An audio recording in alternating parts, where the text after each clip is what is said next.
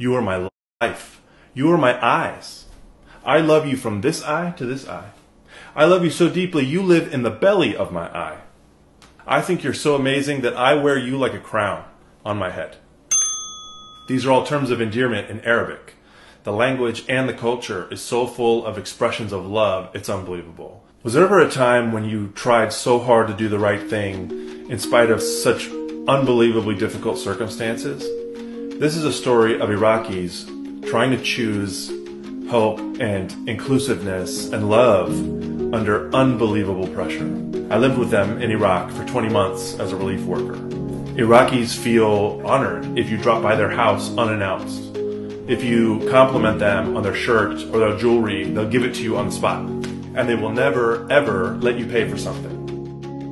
Iraqis have been through a lot of traumas in recent years. They're still dealing with violent conflict and sort of a climate of always feeling afraid for your safety. Young people, smart young people, are graduating and they can't find jobs. Even electricity and water is hard to come by.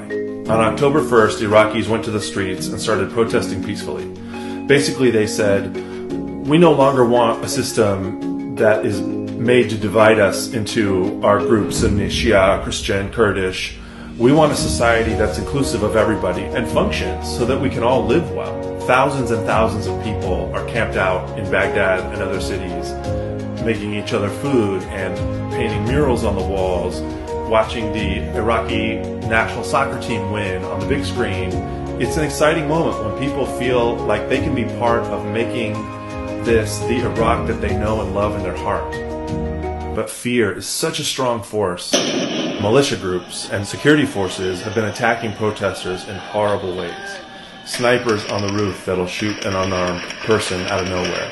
They'll shoot rocket-propelled gas canisters as big as a soda can that'll go into people's heads.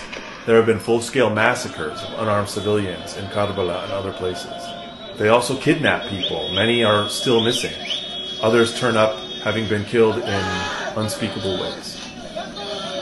I have been blown away by the courage of these young people. Somehow, they are still, in spite of everything that's happening, they are still rejecting violence and sectarianism. It's the strength of the human spirit on full display.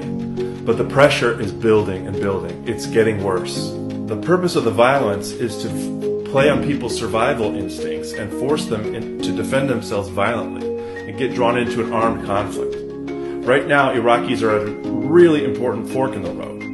Either they continue to reject violence and choose hope and take care of each other and achieve something historic for their country, or the violence succeeds in dividing them and drawing them in, and maybe Iraq becomes like Syria. To me, this isn't about politics. Personally, I don't support any particular side or party.